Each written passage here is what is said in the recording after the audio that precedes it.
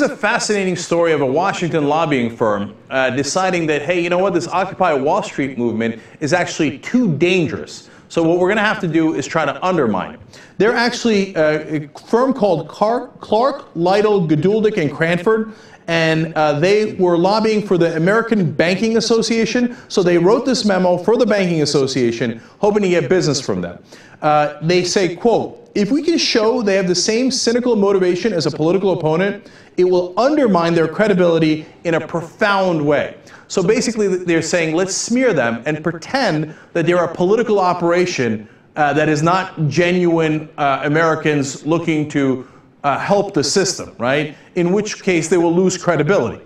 Now, as I saw this, and there's some more amazing quotes on it, I thought, really? I was actually quite surprised that they might go in this direction, right?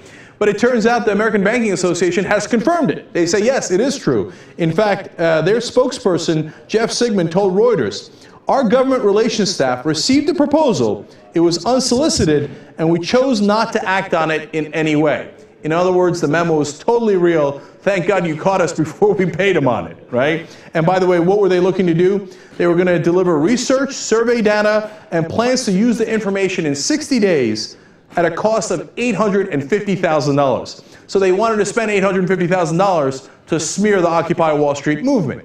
Now, the other part of this story that's amazing and fantastic is how scared of the Occupy Wall Street movement that they are. The next set of quotes show you that. So they say, if the movement succeeds, quote, this would mean more than just short-term political discomfort for Wall Street firms. In other words, this is serious. It could really damage the Wall Street firms. You better pay attention.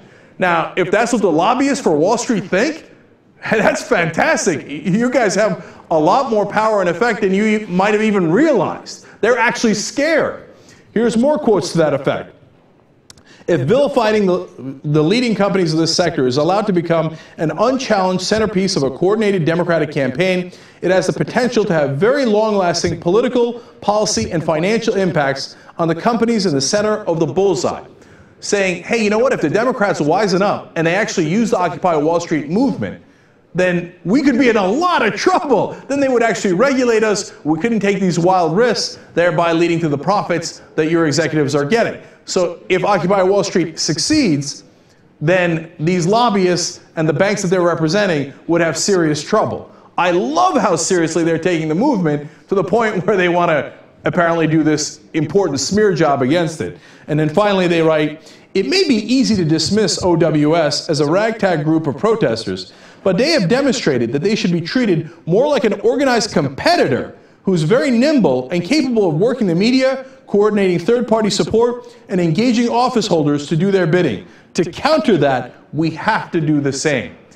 Meaning, hey, we better act against these guys because they're coming. Ah, there's nothing more that I like than that. You better believe it, my friends. They are definitely coming. And by the way, who's the guys who put this memo together? Well, two of them are Sam Geduldig and Jay Cranford, who are former aides to House of Representatives Speaker John Boehner.